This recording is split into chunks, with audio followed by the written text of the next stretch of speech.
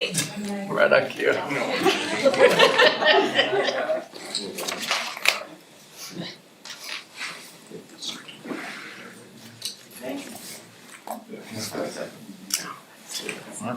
All right, I'm going to call this committee of the whole meeting to order. We're going to excuse Paul Pickett from the meeting today, and Clark, Councilmember Bolin will be here shortly. All right, first matter of business is approval of minutes for the committee of the whole of February 17th, 2026. Do I have any corrections, adjustments, or changes? If not, I'll entertain a motion. I'll make a motion to approve the minutes for the committee of the whole for February 17th, 2026. I second it. Got a motion for Councilmember Turner and a second for Councilmember Cotter. All in favor, say aye. Aye. And nay, if there be any. All right. First matter of business is the Murray Area Chamber of Commerce 2025 Hot Air Balloon Palooza Report. Kathy White, present. Here I am. Hello, everyone. Hi, So- welcome. Thank you. So I created a presentation for you guys. So this is, I put together some slides and stuff for the Palooza for 2025. It was held the 19th through the 21st at Cottonwood High School. And we did the launch from Cottonwood High and the glow also on Saturday night from Cottonwood High. And so this is our committee that we have that runs the event. Myself, who is the event coordinator, field director for non-flight operations. Tim Taylor, he is the Balloon Meister, Air Boss, Weather Officer, FAA liaison. Holy smokes, that's a lot. Shalina Shamo is the assistant Balloon Meister and the safety officer. Mary Bailey is field director for flight crew and volunteers. Kristen Latimer, marketing. Dina Ritchie, pilot hospitality. Lenny Leslie, vendor coordination, and Jared Demand, the entertainment coordinator. So, and we can't do it without our sponsors, that is for sure. That's a good amount of sponsors there. Yeah, we had cash sponsors and trade sponsors that helped us out the last 2 years. So, just a few pictures of our sponsors. So up on the top left, it's Intermountain Health. And the lady taking the picture, actually that week was their big upgrade for their IT system. And so I don't know if you guys have been to Intermountain Health, they've upgraded everything. And so she was actually one of the people they chose to go on a hot air balloon ride because she was integral in actually whatever the IT stuff that they did. Sports Mall Bryson has been awesome, helping us out for the last 2 years. He's been a cash sponsor. Neighbors of Murray City, they've been both cash and trade. And Advocates helped us out as well last year as a cash sponsor. So this is our pilots, and I wanted to show that we actually have 3 resident pilots here in Murray, which I don't think a lot of people knew. And so Tim Taylor, it's Cottonwood Heights. Shalina Shamo, she's at Orem. Kent is in Murray. Don Stockley is also in Murray, and Stephen Harrison is also in Murray. And then the other pilots, 2 are from Albuquerque. 1 is from St. George, and Derek's from Ogden. He just retired from the military, and Zach Bramble is from Provo. And yes, he is Kurt Bramble's son. So, all right, so Thursday we actually did this is our pilot hospitality. We did Thursday night, we had a pilot dinner, which the Murray Break sponsored, and that is where we have to get all of their FAA certifications to ensure that they can actually fly safely. And so the Murray Break sponsored that. That was top left. And then the pilot room at the Comfort Inn, they stayed at the Comfort Inn, and R&R Barbecue actually reached out to us to see if they could provide dinner for all the pilots. So I was like, well, I'm not gonna say no. And then the Game Show Battle Rooms, they had a little, a game night at Game Show Battle Rooms. They sponsored that as well, and they keep talking about it, they wanna go back. So apparently it was really fun for them. All right, we can't do it without our flight crew. So some of you were able to fly, and some of you were able to crew last year. And it takes 4 to 5 flight crews to people on the balloon to actually make it fly safely. So some of them are already a part of the pilot's team, and some of them were volunteers that we actually assigned. And our volunteers. This is one of the integral parts that we cannot do our Palooza without. And I have the count of our volunteer numbers and hours at the end of this presentation, but I put together some fun little pictures, and the one in the middle, this one and her, well, and actually Cindy, they actually, and my daughter is right up here, all of those people have actually come back each year. So they just started in 2024 and then they came back in 2025 because they really enjoyed it. And there we are inside Tim's balloon. And so I thought those were some fun photos. And then we had a vendor night on Saturday night. We had vendors, food vendors, and actual tent vendors come and share their goods with us. And it was a lot of fun as far as that night goes. And then we had kids entertainment and adult entertainment. I don't know if you can tell, that's Jared right there, rocking out. Oh, it is. So, and then over here, the ninja training, the obstacle course, this is USA Ninja. They're here in Murray. And then these are the inflatables. We use the same people that Murray City uses for the July 4th festivities. And then we had some community booths. There was just a sample. The NYCC is actually over the top right, selling some goods for funding for their scholarships.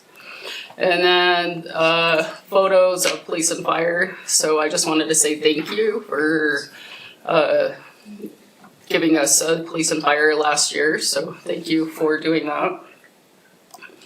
And then the why behind the event. It's the community. So the on wonder of just, once you're around a hot air balloon, it's just kind of magical. And I think people are starting to get it now. And like you can see Brenda right there. Hi, Brenda. Yeah. And so these 2 little girls are inside a balloon. A lot of the pilots will let you go inside the balloon so you can actually look at what it all entails. And then this is just we wanted to bring the community together in a different type of an event. And so as you can see, there's quite a few people here. And so this one right here, that was the Pledge of Allegiance on Saturday morning. And then just different pictures throughout the weekend. So there is Scott, and I forgot his wife's name, so Scott. Jessica. Thank you. And so Scott and Jessica, I could not find a picture of you, I'm so sorry. I'm so offended. I looked. You believe it? Yeah, so, and then these guys actually got engaged at the Palooza in September, and they got married last month, so that was really fun. So we've actually had an engagement every year so far, or 2 years. And so just some more pictures of the community. Chick-fil-A, these are all Chick-fil-A balloons. They sponsored the balloons and then also the helium to go inside the balloons. And then there you go. There's Pam and Jennifer. So It was so, I have to admit, it was fun, but it was scary at first, but after you relax, it was fun. oh, well, I am glad that you guys went. Yeah. Sorry. So whew, that one was loud. Let me see if I can get back. Okay. And so this was a really cute one that I snapped a video of. There's this little girl and her dad dancing on Saturday night. It'll pan back. But yeah, so she was having a great old time. And then this on the left, this is actually an assisted living facility down in Provo. They called and they wanted to bring their clients up. So it was actually really cool to see them all there. I think that was half of them. I think the other half were out buying stuff. But yeah, so this is the impact, which is probably what you guys are really wanting to know. So we had volunteers. We had 65 volunteer hours. We had over 500 volunteer hours. We had over 7,000 people attending, and we had a net profit of over 9,000. And so Is it 7,000 unique people, or like some people come back multiple days? we're to say. estimating because we don't know. We didn't have the heat map this year like we did the year before. And so just talking to Tim and Shalina, and they've done a zillion festivals. They're just talking that over the weekend, that's what they're estimating. But yeah. Any questions on that? And the 9,000, that's profit to the chamber? To the chamber. To the chamber. Yeah. Yeah. And so this year, we're actually rebranding from the Utah Hot Air Balloon Palooza to Magic Over Murray. And so this is actually the new icon. So on the top bottom, so you got the M, you got the hot air balloon. The bottom left, you got the smokestacks.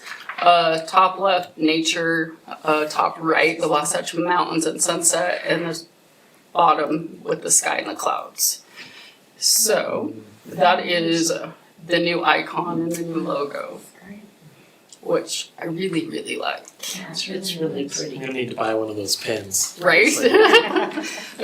So, but yeah, And that will be your logo for how long?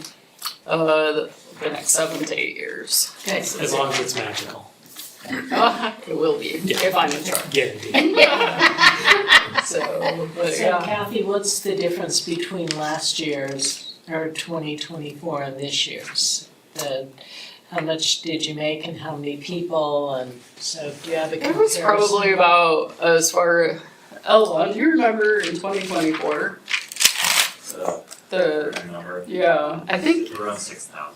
yeah, so it's, So it increased? Yeah, It's this like was 5 to heat 6, maps. right? yeah. So, say that again. Yeah, like 5 to 6 is what. It was 5 to 6, that's what I remember, and then as far as profit, it is, we made about 4 or 5 the first year, Oh, so you So, doubled at least, yeah. doubled, that's great. so. Well, you added more vendor booths and things like that. Yeah, well, and More we did revenue charge for generating. tether rides this past year, Right. and that was huge.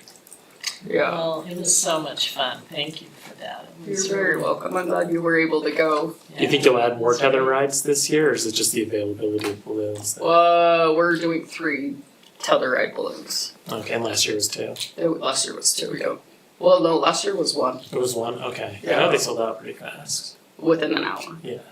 Yeah, within an hour If they people sold were out. asking for, Yeah. how could they get in? So, yeah. Is there any other questions that you guys are wanting? What other changes are you planning for this year? We We know about, you're gonna be at the park for Yeah.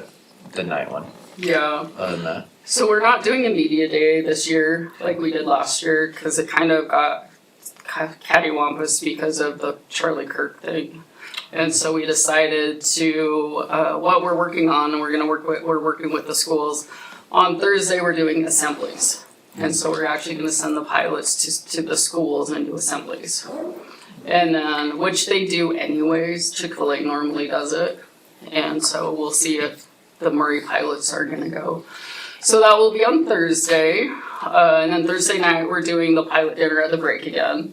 Friday morning, we'll launch from Cottonwood High School. Friday evening, because we need to give them a break, they'll do a game night again. We'll just be a kind of a relaxed night.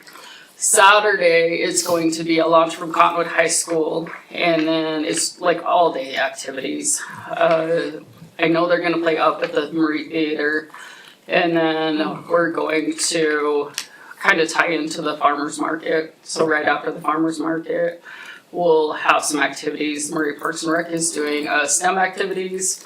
And then we're gonna have a vendor and entertainment at 4 o'clock, which will include, I think you heard, like Joey's gonna be rappelling from one of the balloons. And then we'll have other live entertainment and vendors and food trucks Saturday night in the Globe. And then we'll have the launch on Sunday morning at Conwood High. And is there less revenue opportunity because of the activities happening at Murray Park this year? Possibly, Because but last year we charged for parking, yeah. but not necessarily entry. Is that how Yeah, we asked for donations to come in, yeah. come in? Yeah. So there might be, but at the same time, we don't have to pay the fee for Yeah. Conwood High School, so it might be 6s. How many volunteers do you anticipate needing? Probably 100. Yeah. You can't do this type of an event without volunteers because it's a safety risk. You had 54, so now you're gonna need. So, yeah. Yeah. I mean, both of our balloon meisters are very seasoned, and so they know what to do. And Mary has been doing this. She actually used to do Autumn a lot for the last 25 years up in Park City. She's also Tim's daughter. So she knows. But yeah. Any other questions that I can answer for you guys? So, yeah, we're out of time, so maybe good. All right. It was very Great. successful. Thank you, Kathy. I asked her to stay for the next item. Oh, that kind of makes sense. All right. Didn't think about that. Okay, so our next item is discuss a resolution authorizing donations of non-monetary assistance for, wait for it, the Murray Area Chamber of Commerce. Why are you saying that? Jennifer Kennedy is presenting. Okay, so we received a request for from the Murray Area Chamber of Commerce. They want to have a golf tournament on June 12th of this year, and they would like us to waive their golf cart rental fees for that event. Yes. Do you know how many people you're anticipating on having there? I know 0 things about. 120-ish? Yeah. Okay, which is equivalent to $2,400 in a-kind donation. Okay, So, that's my question. Yeah, so if you have any questions, you can ask me or Kathy, otherwise this will come before you in 2 weeks. Golf course knows. Golf Yeah, course more. knows, they're aware of it. And Oh yeah. We planned it since January 1st. we've done it every year for the last however many years. The golf Or the, tournament? No, this is the in kind. Or would this be a first in kind? No. So I wanna say it was last at year we least. didn't do it at Murray Parkway.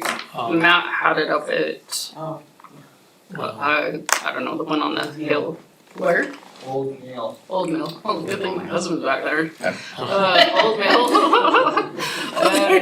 The year before you did it, didn't But you? the year before we did it at Murray Parkway, and you guys did waive the We did fees. the fees. Yeah. So And it's June 12th? it's June 12th. At what time? Do you know? In the morning. I know, but, well, Probably 7 a.m. okay. So We have dates already on the Magic over Murray. I know we've it's done. the third weekend in September. It's the Third 18th through the 20th. So any other questions on the fee waiver? So this is just for the golf carts Just for the or the, not the golf course? Just the golf carts. Okay. All right. Good. Good. Thanks, Kathy. Thanks, Kathy. Thank you. Jennifer. All right, we're gonna move on to number 3, which is discuss an ordinance vacating 2 municipal utility easements located at approximately 4816 South State Street and 4837 South Poplar Street, Murray City, Salt Lake County, State of Utah. Chad Wilkinson presenting. You got 10 minutes, sir. All right, shouldn't take that long. This is another step in the process for the development of Block 1. Bring up the map just to show you what we're talking about. There's 2 easements that we're looking to vacate. The reason for this request, as Rockworth finalizes their financing for the construction of the project, their lending institutions have a desire to get as many of these easements off of the property as possible. You can see there's those 2 marked in yellow that are our easements, but there's also a number of easements that belong to other entities. Notably, there's Mountain, what's the old name? Mountain States Telephone and Telegraph Company, the old Ma Bell has some easements on there. So they're working with those private individuals, private companies to get those vacated. Their request is that we vacate these easements. The easements are for power. We've got a guy wire that comes down in that north easement that easement's provided for. And then there's some equipment and other lines there on the middle one, that's kind of in the middle of the site there. This will happen very early in the process, that equipment will be moved. And then Rockworth has of course agreed to provide new easements for the power facilities once they relocate them to around the perimeter of the site. That'll have to be done, like I say, very early in the process because those easements sit pretty well right in the middle of that parking garage, the big hole that they're gonna begin to dig.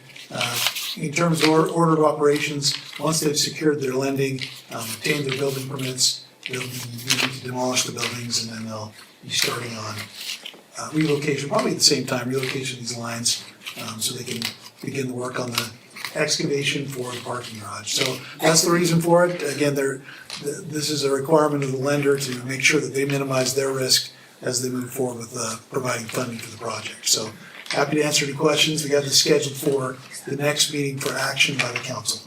So just for clarity, we're gonna get another easement in the future.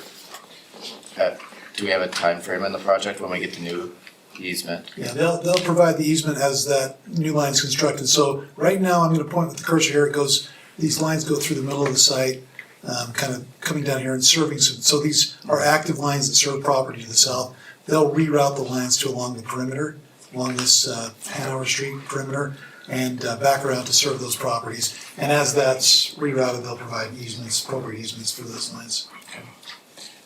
And Power's all right with this, I'm assuming? Yeah, power's been a part of the discussions. Timing is a little tricky, but again, this is early enough in the project that we don't have a lot of concern about, something not being done. It's gotta be done in order for them to move forward with the project. And these, go ahead, sorry. Sorry. When they do that, they'll have to close down parking. Yeah, that parking will So go it'll away be- pretty early in the process, yeah. Do we have a target date? We don't yet, a lot of that's dependent on when they are able to get those other easements vacated with those private entities. They've got building permits though that have been submitted and reviewed. It could be within, the late part of the spring that they could start. It's gonna be dependent on when all these easements and things are vacated and when they secure that financing. But as soon as late this spring. And are these the first easements we vacated on Block 1? These are the first, we've had the right-of-way vacation, so if you look at Okay, that dotted line, we that's what I was remembering. vacated that right-of-way. So that's been done. These are the first easements that Easements, we're vacating them. Another note is that the work by the gas company, by Enbridge, to relocate the gas line or I guess abandon the gas line that goes through this site has been completed. It's been rerouted through the site. So as part of their construction, they'll also be working with Enbridge to remove what's left of that line within their site. They've capped it on either end. There's a inactive line that goes through the site right now that'll be removed and coordinated with Enbridge to make sure that pipe's out of the ground. Any other questions from council? Somewhat related question. Some people have been asking me why they haven't seen a lot of progress on Block 1. Is it that they're working on funding? Is that kind of the idea? It's actually moving ahead of the schedule. It is. we thought. So- Yeah, so this is, there's steps they have to go through. They got their entitlements, they've submitted for building permit now. As they're going through that building permit review, they're taking care of some of these administrative items, but This is on schedule. yeah, this is Okay, the schedule we anticipated. So, they are, sometimes those private entities that they are working with have some bureaucracy they have to work through as well. So they're working through that. So that's why I can't give you a firm date on that. But I will say that there is a plan for Rockworth representatives to be here on the 7th. So if you wanted to kind of ask them their timing. Good. But on the residential side of things, at least, that's gone through first round of comments. Those have been given back to the developer for them to address the comments from the building permit review. And I'm not sure if the commercial review has been completed yet, but they're in the review cycle. Thank you. Alright, Thanks, Joe. thanks Chad. You bet. Stuff. Alright, now we move into the power section of our meeting. Our first one is the Energy Day Ahead Market EDAM presentation from Greg Fallon and his cohorts. It's Kasi.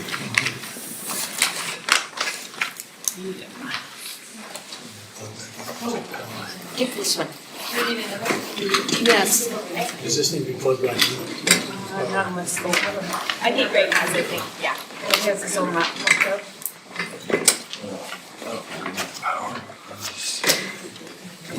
Yeah. Hi there. Hi. this way or This way. this way? Yes. That's all you get. Good. Thanks for having us, council. Appreciate you inviting us in today. Got Matt Hastings, Assistant General Manager of UAMPS, and also Managing Director of Planning, and Yelmo Jackie. Official title is Managing Director of Member Relations. So, and Matt's been here with us before, so I'm grateful to have That's him the first here. time I've seen it. Who's Matt? And of course, we got Matt, Assistant Director of Power down there, and got members of our staff in the back here helping supporting us as well. So, just grateful to be here. So we'll just turn the time over to UAMPS and let them start. It's kind of just going to be a blended. It's kind of all related. So ask questions as you have them, and they'll try and get them answered for you. But it's just a good informational visit for us. So we've got a lot of major things coming that need to be taken care of, and these two are at the top of the list right now. So. Sounds good. So I'll jump into it. So the presentation will blend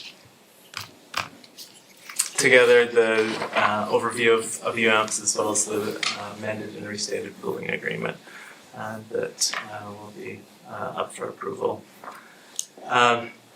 So just as a background for UAMPS, it's a joint action agency. It's a political subdivision of the state of Utah. It's nonprofit. We have 50 different members in 7 of the western states. We're project-based, so we're going to be talking today about the pool project. That's one of the 18 projects. And we exist to provide economic energy solutions for the members, which Murray City is one of our members, as you're all aware. Another key point is that there are no cross defaults. So each member entity is able to participate in different projects, and those projects are not able to default against each other. This graph just shows high level resources by type in 2025. 25% coming from hydro, 15% from coal, 20% natural gas, and 27% from purchases, and then a number of other smaller contributors, 4% from wind. On the right-hand side, we have both current existing projects, future projects we're working on, as well as some that have been decommissioned and are continuing to go through the decommissioning process. So, what is the pool project? In the past and through the present, UAMPS has acted as an agent for members for scheduling generation, balancing to load, marketing any excess generation that we have, as well as negotiating and providing transmission. So we utilize the PacifiCorp transmission backbone through Utah as an example, and we manage that relationship with PacifiCorp for the transmission service. The output of all of the UAMPS projects, so those were on the previous slide, are contractually required to be assigned into the pool. And that means that all of the output goes into the pool. And when I say pool, we have Watson. They're jumping out of a swimming pool as an example, but the pool is in essence pulling together all of the generation resources and then ensuring that all of the members have their loads met. Members are not required to purchase their power and energy needs from UAMPS. Typically that is the case, that members do purchase all of their excess power needs through the pool project. And just a little bit more background on how the pool operates today. On a day-ahead basis, our real-time and day-ahead trading groups will take a look and see what the residual generation need is. And then they will go out and purchase that both day-ahead and then on an hour-to-hour basis, they're purchasing the power. And so that power ultimately provides any residual power needs to serve load that Murray has as an example. So from here, we'll talk about the amended and restated pooling agreement. So for the last 40 plus years, we've had the original pooling agreement in place. And certain changes have required that we change that pooling agreement. So the question is, why now? Why are we sitting before you today?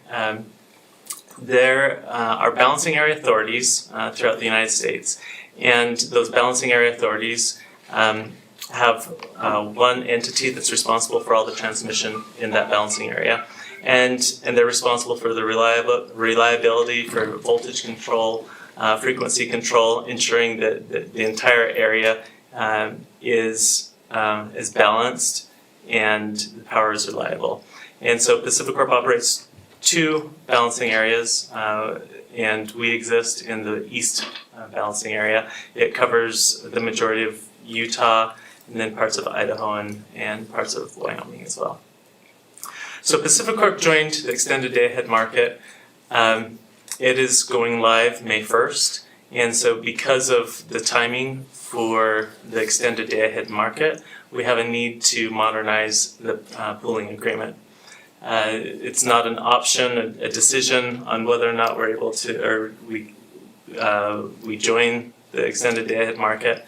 Everyone within each BA, balancing area, that joins EDAM, then everyone within that balancing area also is, by extension, joining the extended day-ahead market. And so there's different requirements that UAMPS has within EDAM, the extended day-ahead market. And so then those requirements trickle down to our member entities. So originally, back in 1980, the pooling agreement was established for bilateral power purchases. And when I say that, I mean 2 entities saying, hey, I have extra power, and another entity saying, hey, I need power. And so entity A says, okay, I'll sell you 50 megawatt hours at 2 megawatts each hour, and we'll do it at $10 per megawatt hour. And so on a bilateral basis, it's a bit of an archaic system as we look at it today. You look at all of the computing power that's available, and there are many better solutions, better mechanisms to provide power in a more economic fashion to, in this case, UAMPS and UAMPS members.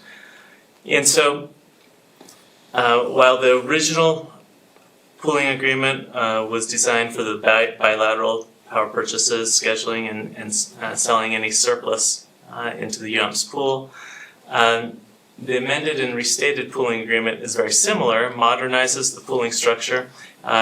We still have bilateral purchases and sales, but then once we have, on a bilateral basis, purchased all of the power that we need, it goes into organized market transactions to ensure that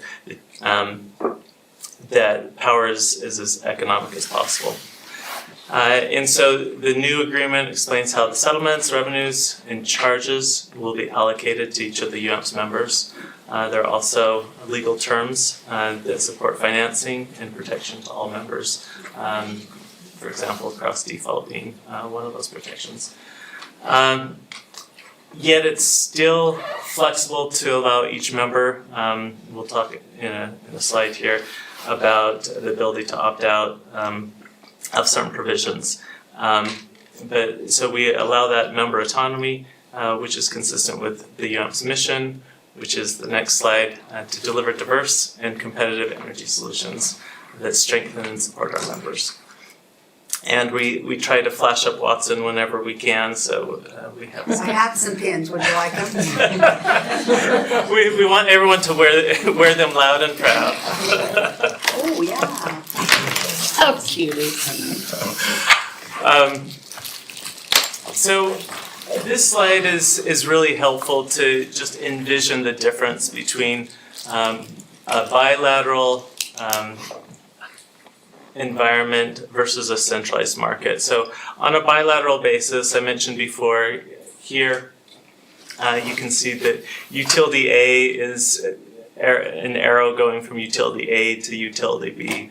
Power is being sold from utility A to B or from utility A to C. And you can envision that UAMPS could be utility B, where we are purchasing power from one entity, Shell, and we're purchasing power from another entity, Mercuria, as an example. And so those are done on in a somewhat automated fashion, but it's very manually intensive work, where a trader is going out to 5 different counterparties and saying, hey, this is the load, the generation that I need to serve my load. Do you have it available? And those 5 may say yes or no, and if it's no, they go to another set of counterparties. So very manual effort. In a centralized market, there is a centralized operator, in this case, the California Independent System Operator, the CAISO.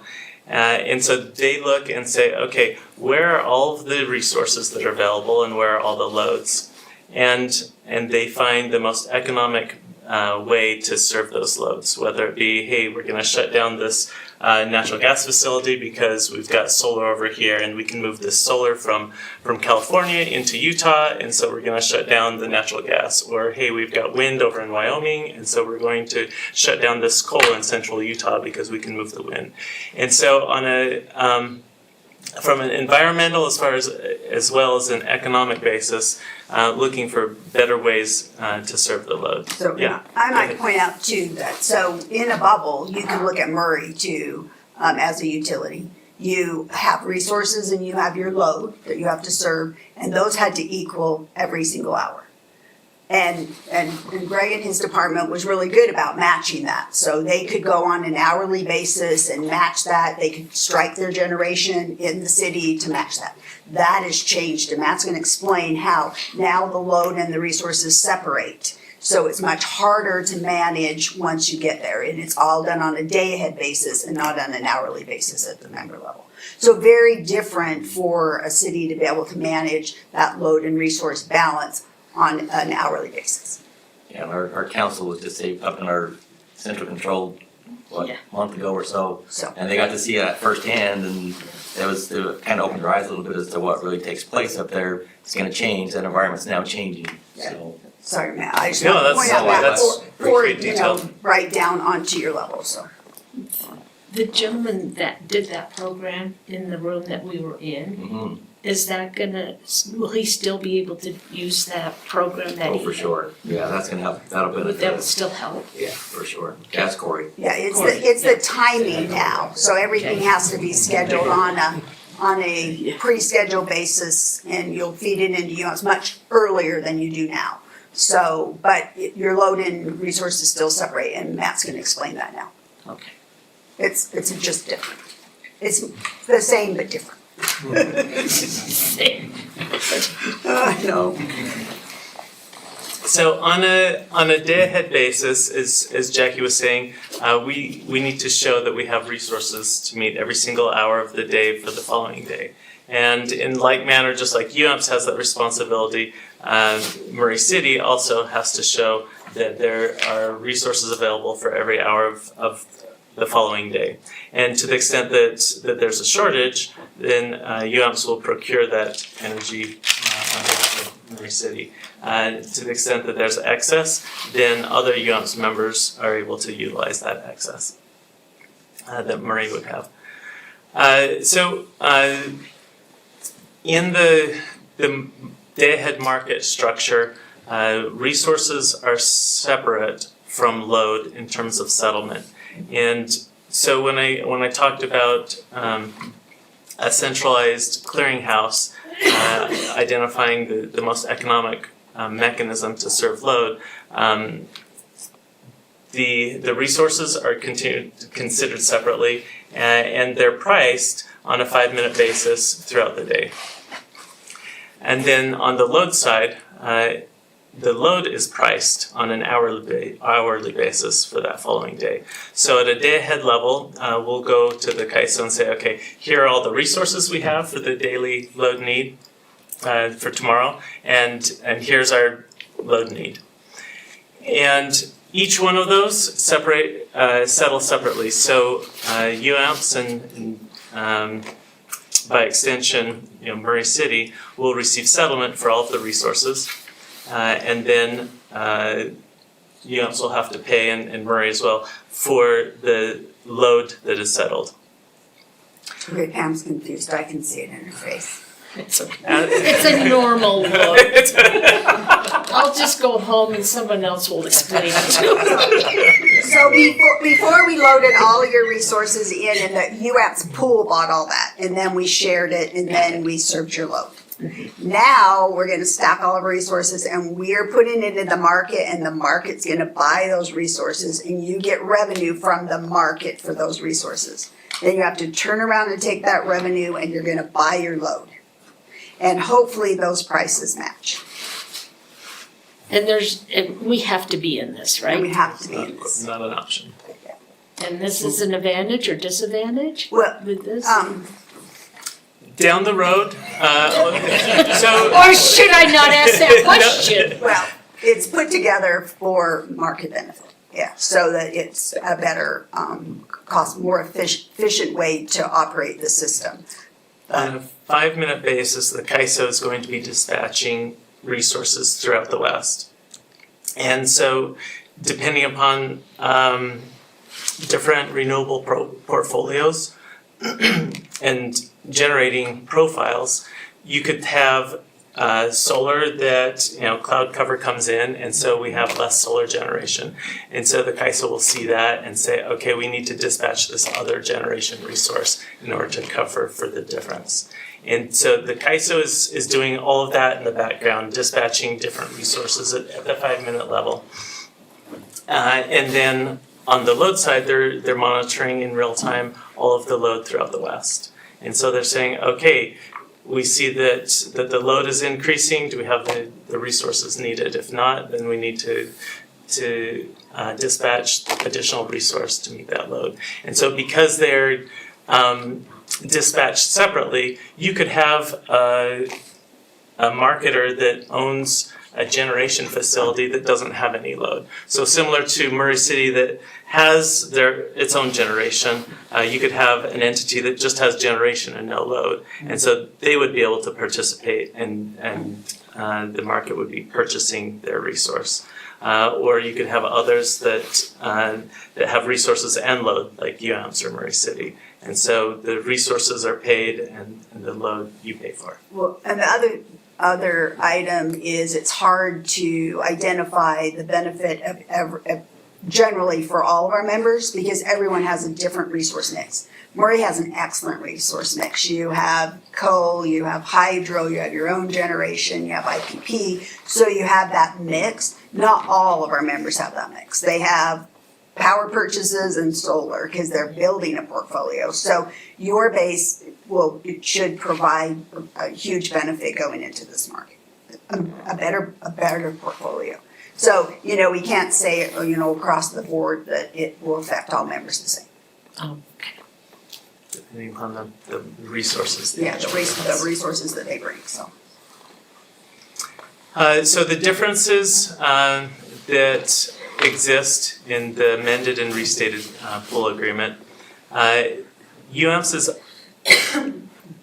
is authorized to make market purchases without additional authorization up to a year in advance, pursuant to the annual purchase plan. And so it's one of the exhibits to the agreement. And the idea is that once a year, and then throughout the year it'll be updated, but once a year we work with Murray City to say, okay, what is the forecasted load and what are the resources that are forecasted to generate?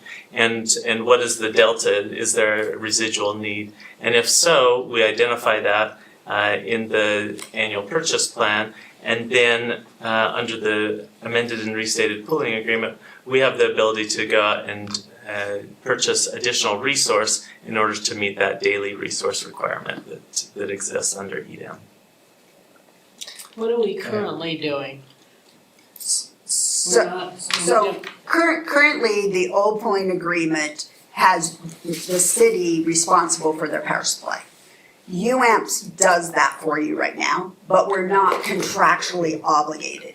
This gives us, so now we are contractually obligated to cover your load, and then you can opt out if you want. So if you don't want us to do the annually purchase it, then you can opt out, and then Greg can do what he's doing right now. If he has power supply he needs, he contacts us and we can buy it for them. So specific products. But really the pool, it has buying power. If we can do it, streamline quickly, our dispatchers will be able to see if the price points are good and buy blocks of power throughout the year to fill the need that we have. So we believe it will be a better process. Right now, we have to get sign off from Greg. You say you want 5 megawatts, this is the cap, and we buy it anyway. But now it'll be automatic. So we just we lose part of our, You can opt out, and so you can still keep the same autonomy that you currently have. oh, I thought we couldn't. So you can opt out of this annual purchase. Not out of the agreement, Not out of the but out of agreement, the yeah, annual just purchase. annual, that we would automatically do it. But this doesn't forego you to plan your resources. It doesn't preclude you to go into a Miller County or Fremont. This is just talking about the annual purchase within the fiscal year. We already do your forecast for you. We work heavily with these guys, and then Corey brings a lot to the table on where your load and your resources match. And then everybody's forecast will go into this plan, and then UAMPS will do an overall UAMPS plan, and then that's what we'll be purchasing for. Unless members opt out and, Marie wants to do it independent, which they still can. That's what they currently do. They're responsible for doing, so we don't have the authority to buy without being hedged. And so we have to contact them, they sign it, we buy it, and then they confirm it. So it's a very timely process, and a lot of times we miss the market. We just bought some really good power from Murray, and one city missed out, and they had to pay $2 more a megawatt hour for the entire year. So, a huge financial hit because we couldn't do it timely because they were doing paperwork. So, They got us an amazing price on energy for the summer, which it was unheard of pricing in my mind. So we're just trying to streamline the process to be able to get the most economic pricing. So the opt-out, is it one-time opt-out, opt-in, or is it you can opt out for a year, opt in for a year, go back and forth? You Like a can- year. The year, yeah. It's an annual option. Because we'll be doing our forecast on an annual basis, and then you know what your load need is for that. So the difference would be in the opt-in scenario, we agree on the forecast, we agree on the annual procurement plan, and then UAMPS executes that. In an opt-out scenario, Greg would have to say, okay, UAMPS, now I want you to buy 3 megawatts for the next month around the clock. Okay, now UAMPS, for the next month, we need to buy 5 megawatts, just high load hours. And, stepwise making decisions throughout the year. That's what we do now. We do that now, and except for on a day ahead and intraday basis, UAMPS contractually has the ability to go and purchase that, but only on a day ahead basis. We can't today go out and purchase power for Murray for the next 4 months without But Greg's we will still cover your load. If Greg doesn't buy, we're required to pay for that the day ahead, like we currently do. So we have to meet our load and resources on a day ahead basis. So you have to automatically step in, I'm sorry. Oh, you're good, sorry. You said it's a cumbersome process right now. Walk me through, how does the process change if we opt in versus keeping the opt out? If we opt in, our traders are watching the market and saying, okay, we know that UAMPS as a whole needs 3 megawatts around the clock for the next 6 months. And so we're watching the market, and then we execute and we go purchase that. Whereas today, we go to all of our members and say, okay, we need a total of 3 megawatts around the clock, and every member has a specific need. And so we're going to 30 different members and saying, hey, do you want to sign this and participate? And so in the process of going through 30 different members to get all the paperwork together, the market changes. And typically for the worse, because we see an opening, we want to execute a purchase. And so it's an awkward process today. Yeah. Whereas in the future, we would see that opening and we'd go ahead and execute the So we purchase. executed without that one member because they were too slow, because we didn't want to pass up the pricing, and that's what happens. So, I mean, we're just trying to streamline that process, but members do still want the option to be able to take care of themselves. And why would they wanna do that? Just autonomy, they have staff and they feel that they can do it as good or as competitive, but all the power supply from the market needs to come through UMS. We have a couple members, Idaho Falls can buy independent from a marketer, but you have to be a WSPP member and you have to pay a fee, and so they can actually exchange market and then they bring it through UMS. But it has a lot of costs associated to have that ability, so we do have a couple of members that can do that. So every member has a different portfolio and different abilities, so. Okay. But majority of our members, we see, I would guesstimate 5 out of our 37 that we schedule power may opt out. That would be what I would be about. A max of 5. A max, and that would be a max. And like you said, they'll watch it for an annual basis and then opt in and opt out if, because we'll be doing audits on, UMS's decision and where the market moved, and so we'll be doing audits to see how well we're doing, so, and we'll be discussing that at our meetings, so. So where this really would have helped us is winter of 2023, when pricing went crazy. And they would put a sheet out that says, okay, you gotta say between this and this, let's buy this amount. By the time they got everything, that had moved. It had moved out of that window. So we missed opportunities to buy less expensive power, and by the time we got everything settled, it had moved quite a bit down the way. So this really makes it's timely in an area of crunch time, because it just takes so long to get 35 people back to say, yes, we want this. And seriously, by the time that everybody got it back, it had moved out of that window that they'd given us and had to start the process again. And I think we missed that window quite a few times because it was just a cumbersome process. But Greg will still control that, because your need will come through your forecast and your load balancing. So we'll work heavily on an annual basis, and you'll sign off on that, and that's what will be utilized in the annual plan to feed back into your portfolio. So he will still have a lot of authority on that. So he'll approve it. I mean, we have a process that he has to notify us has new load, because that's new load we'd have to cover. So there will be more steps in that forecasting process. We currently do it right now, but we're formalizing it so that we can make sure that we're planning together to make the most economic decisions. All right, let me make sure I'm getting all this here. Okay, so we're separating production and Load and resources. load and resources. Okay, we would still keep our base load. That's not going in the market. So we're only worried about what we're buying off the market. That's all of this is switching. All metered load, so the meter that's going to meters that go to Murray City off of PacifiCorp system, those are monitored. All load that goes through there is purchased from the market. All your resources go in. So all of your resources Put them all go in, in. and then So we we're buy putting it all back. in. Yes. And then, So like Hunter Power Plant now goes to the market. Right now, UAMPS buys it, we pool it together. We have entitlement, we pool them all together, and then we sell it, the pool sells it back to you. That's how it works. Now, we're gonna collate them, and they're going to the market, and the market is buying them, and the market will compensate you, then you buy your load.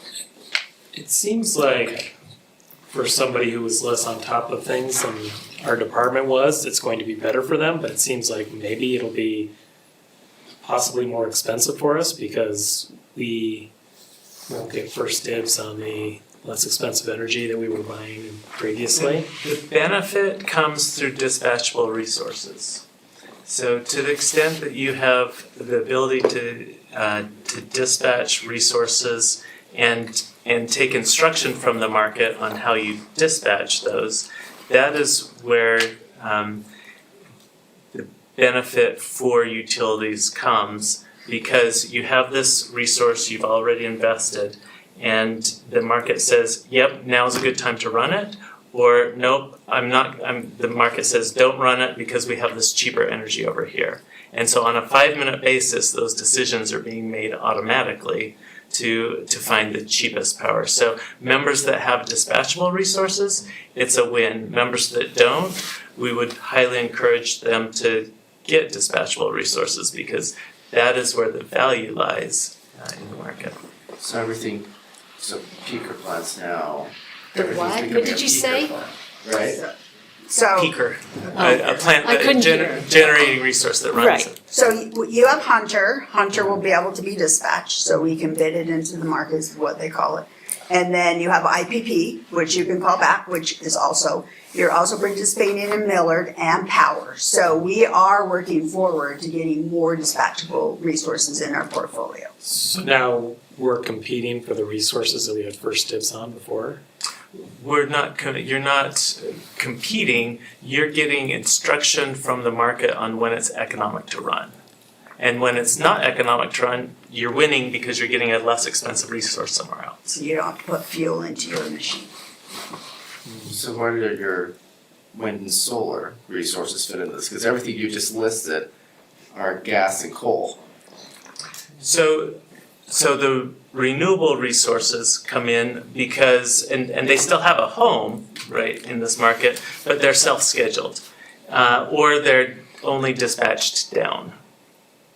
So as an example, Say our 5 megawatts of Red Mesa. so great example, 5 megawatts of Red Mesa. With that contract, we do not have the ability to automatically curtail it and dispatch it down.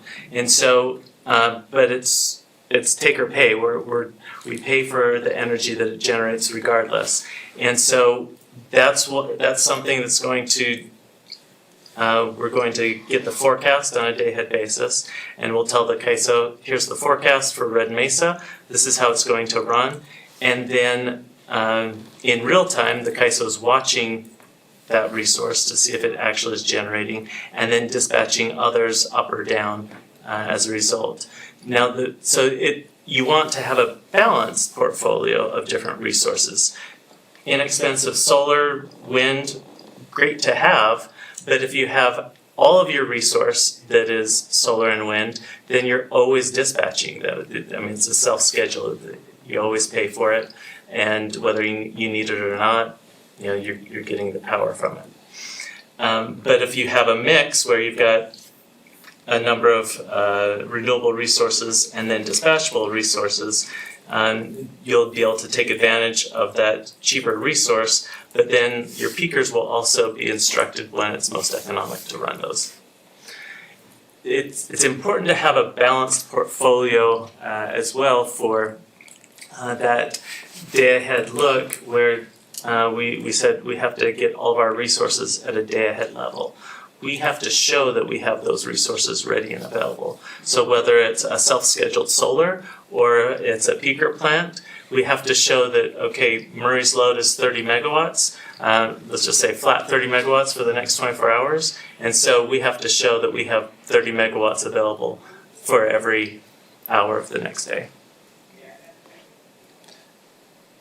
It's mind-blowing, I get it. I'm following it. Well, I said it out loud and I'm like, I probably am not getting this at all. Well, But I think I'm following this. yeah, so the solar's gonna go in and they're gonna take the solar. Yeah. Cause that's a self-schedule, and then they're gonna work the other ones that have dispatchability around it. And the advantage of that is you don't have to operate it, you can buy cheaper solar and not run your, if it's what they're dispatching, so that's the benefit. This is where I'm questioning, what's this gonna do to prices? Cause I'm looking at this as, now you have your gas and your coal that are reliable throughout the time, isn't that where everybody's just gonna migrate to, and solar and wind are becoming less valuable now because? No, they're cheaper, so everyone will migrate to a diverse portfolio because Okay. you want to have your inexpensive renewable resources, but you also have to have something that can be dispatchable to fill in the blanks. So our 22 megawatts of Hunter is valuable right now.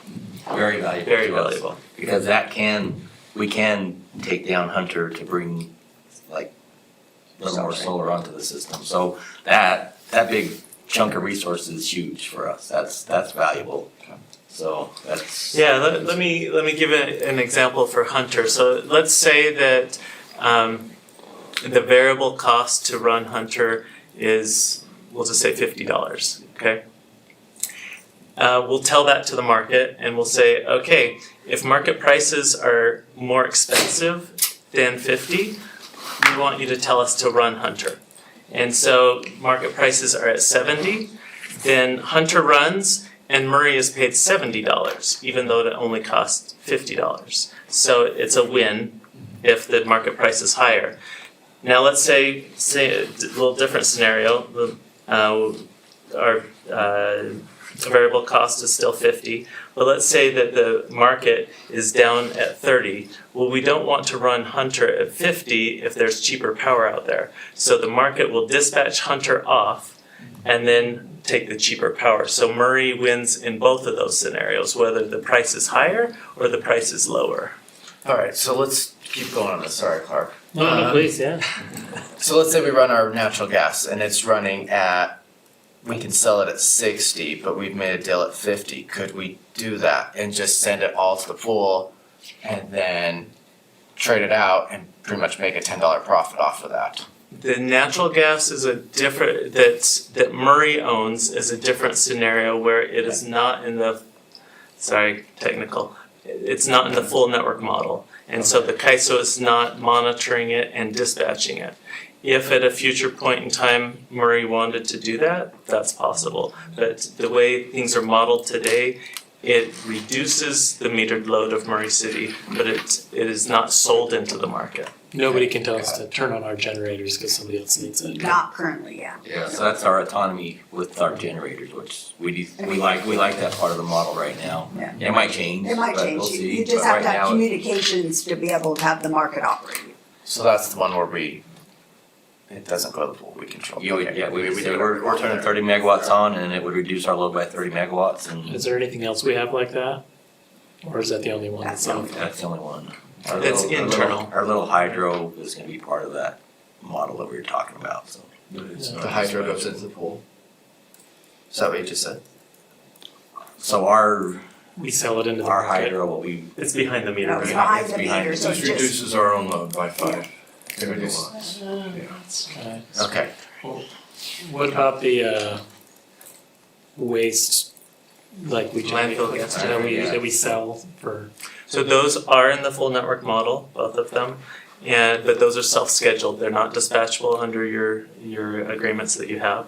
And so similar to like a solar or a wind farm where you say, okay, here's what my forecast is, that's what I'm gonna generate. Same thing with the landfill gas.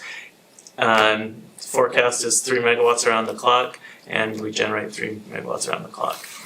Do we still have liberty to sell those to who we want, or do they now does that now get determined by the market? So those are in the full network model, so the market is compensating Murray for the generation from those two projects. Right, at like an average rate, or is it like at whatever top rate we would have gotten from wherever we sold that previously? It's paid at the locational marginal price. So the market is looking at all of the loads, all of the generators, and calculating from those that are bidding what the marginal cost of energy is.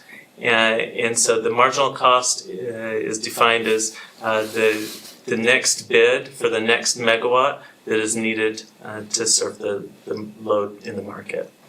So if the marginal energy cost is $30, then Murray's paid $30 for those resources. If it's 10 or if it's 70, Murray is paid 10 or 70.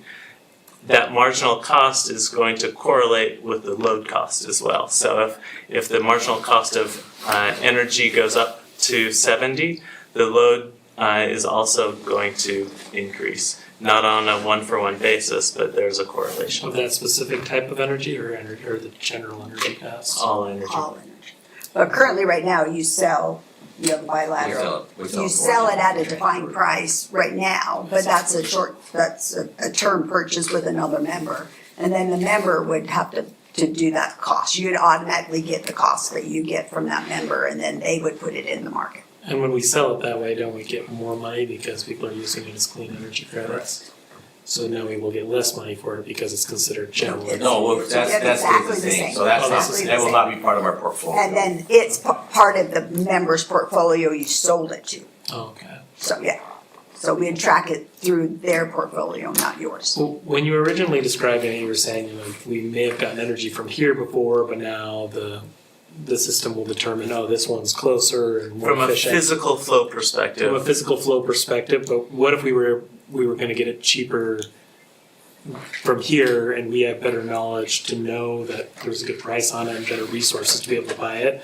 Is it now we have to buy it from here because it's more efficient? it's Even all if it's more automated now, expensive? so it's, prior to day ahead, there's that bilateral, there's cheaper power over here. But after the day ahead point in time, that's all automated. There's no kind of saying, okay, it's cheaper over here, I'm gonna buy it over here, it's more expensive, I'm gonna sell it over here. Does that make sense? Right, so we can still do that the day ahead, or we can Prior to day ahead. prior to day ahead, we can still do that. Okay, because I mean, maybe I'm understanding it wrong, but it kind of seems like because we were doing a good job of managing it, maybe running more efficient than others, so we had a little bit of advantage in the marketplace. And now it seems like this is going to level the playing field, and we maybe will power be more expensive because of this. Am I understanding it wrong? So saying, we're doing a great job today of balancing, that's a very manual process. And it's not at a 5-minute level. And so moving from that to a market that's dispatching at a 5-minute level, automatically finding the cheapest resource to actually tell them to generate, and a more expensive resource telling them not to generate, so everyone wins in that scenario because the cheaper energy is found automatically 5-minute basis, whereas none of us has the ability to do that on a 5-minute basis today. So this may So our energy prices? So, as Jackie was saying, it depends member to member. If a member has 20 megawatts of Hunter, that's a huge benefit because that's going to be dispatched. If another member doesn't have any dispatchable resources, then it's less favorable because you don't have any benefit of following a price signal on whether or not to generate. Yeah, okay. Can I ask a question? So the 10 megawatts we just purchased, how's that affected by? That's self-scheduled from around the clock. So it's a self-schedule. Okay, perfect. Yeah, it's not. Just like your solar, yeah. Okay. Okay, so our decision next week is whether or not we want to opt in or opt out. That's our only decision, or are there more decisions that we need to be You're gonna approve the pooling appendix. The pooling agreement. Agreement, sorry, approving agreement. The new pooling agreement. So we're approving the pooling agreement, which is the opt-out. Yeah. If It's the pooling agreement works whole through thing. the whole thing, and then inside the pooling agreement is the opt-out that Greg can opt out Oh, from. That's a term in the agreement itself. So we have to do the pooling agreement, Yes. but yet we still have to vote on doing it. It has to be approved by governing boards, yes. Like reapproving. Let's restate, it's a amended and restated pooling agreement, yeah. As part of UNS, we have to do it. And this has been, how long have we been working on this? Long time. all of, I mean, all of the cities, GLs looked at the contract, all the city attorneys, I mean, they got together and they went back and forth, just getting someone to come up with an idea, and you have to say, that works, maybe this doesn't work as good, but it took a while, but they've come to an agreement that this is gonna work for everybody now. So it's been through the process, it's favorable, you have to work very hard at this, and attorneys have worked really hard at protecting the city's needs, and so I think they've come up with something that really makes sense at this point. And are we gonna have a separate discussion about whether Murray wants to do, or is this the discussion about whether we want to do the opt-in or opt-out? That will come with a different, I mean. That's we a different, we that's a can- yeah, different, we'll this is talk just about that. presenting. Yep, the overall, we're just looking at the overall pooling agreement, so we'll bring it back in 2 weeks to have your approval, That's, and, yeah, that's a great question, because we'll start forecast again in October. And the first annual purchase plan will be after October. So it goes into effect on May 1st, that's when the market starts. And then October, we'll start with the forecast, and then we'll adopt a plan, hopefully in December. That's when you opt out if you don't want UAMPS to be, there it is right there. There it is right there. So that's the plan, and then once the plan's done, the project management committee, which Greg sits on, will approve the plan to purchase, and then that's when you opt out. So you have a lot of time to be able to opt out of that. And I see this is gonna be okay for Murray because of our portfolio, correct? Correct. So Well, if we didn't have the portfolio that we have right now, this wouldn't be a Well- good deal. But because we do, the cost impact, we feel will be equal with your portfolio. okay, Because right now, we do the same thing for Murray. We buy all your surplus, we serve your load. Yeah. We do that right Yeah. now. Now we're just gonna collate it and sell it to the market. And Yeah. the market's gonna buy it, the pool's not gonna buy it. The pool already bought your surplus at Right. market. But they're gonna determine what the market price is, and then you buy your load. and I don't know if I should ask this question, but I'm still gonna ask it. The people that work in the building that we were in, how do Yes. they feel about this? Corey, you got a person right back there. What are your thoughts, Corey? Because I've been watching him this whole presentation, I've been watching him going, My thoughts are we don't have a choice, number one. Number two, Unfortunately. I kind of think, I believe it'll take us out of the spikes, but, or keep our pricing level to slightly, I kind of feel that it's in a way designed to keep prices at a moderate level, but you could see them go up. It depends on who's driving the market up. You're still gonna have people that put more renewables out, so more solar farms are gonna come online, they're gonna drive that price down still, so. Where we don't have to run 100 and pay $50, we might be paying 30. And so I think it could go either way. I think it'll keep us out of the $1,000 megawatt hours, the $500 megawatt hours. We didn't see those last year at all. So something out there is driving prices lower, and I mean, my hope is this drives it even lower, keeps us at least flat. but no one has a crystal ball But no one has the crystal that ball. has, this is what's gonna happen, We it's wish we all, did. yeah. Yeah. Yep, I get it, We're planning, I got it. we're planning the very best we can. yep, But yeah, load still has to be in the area. I mean, you can't very easily you got congestion on transmission lines and that. You can't easily bring all your load from, say, California's excess solar. They're not gonna be able to force it up here. They can't get it all up here. So, there's still gonna be low prices out there, I feel, so. But we'll have to see what happens. It's gonna be interesting. okay. All right, good stuff. And how long will this be in effect? Forever? Another 40 years. Let's see, Out of my lifetime, 70 plus maybe. 40, The original pooling agreement's 12 pages long, and it was the second UAMPS agreement. And we put it in place to sell Hunter But a couple of members bought Hunter Long and some bought Short, and that's how they shared the Hunter resource in 80. And it's very simplistic. We do a lot of stuff currently under the pool we're not contractually required to do. So it's just modernizing that and then making it so we can put the energy into the market. How long's the new agreement? How many pages?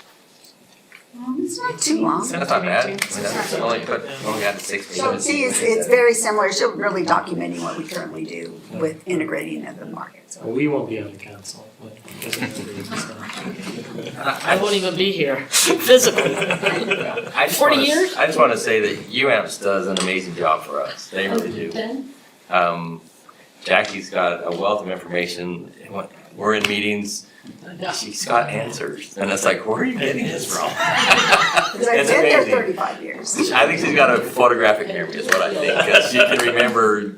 It's just amazing. And Matt has, how long you been with UAMPS now? 4 years. 4 years, and to just watch what he's been doing and getting this into up and working. I don't know. They work tirelessly. They work a lot. They put a lot of hours in, and so it's much appreciated. I think I've told you this in the past. We went into Colorado to Zawapa, I believe, Rick Kuhn and I. And when we were done, and as we were leaving, they just said, "I hope you guys understand how much you benefit from UAMPS." And a light just went on right after that. It's like I was glad to hear that, because I mean sometimes you just don't understand what happens, but just getting electrons from point A to point B is not that simple. I mean, there are tags, there's transmission, all the stuff that goes in, and that is completely handled by UAMPS right now, so they're invaluable to us. I mean, they're us, we're them, so that's a good relationship, and I can't say enough good about that, so. yeah, it's been really helpful for me to appreciate that because I had some questions and probably always will, but Hey, I still have questions. We just had a meeting and I'm like, what about this? What about this? I wear my member hat pretty tight. Want to make sure my members are taken care of, so. but this has been helpful. I know we don't have a choice, but this was helpful Yeah. to really understand what it is we're. What's different. Yeah, so thank you. All right, Thank you. with that, we are adjourned. Jim, how's Mike Squires with this? He stays out of this. That's why he's not here But tonight. you know what? This is not his You know realm what? at all. We wouldn't do Mike's job if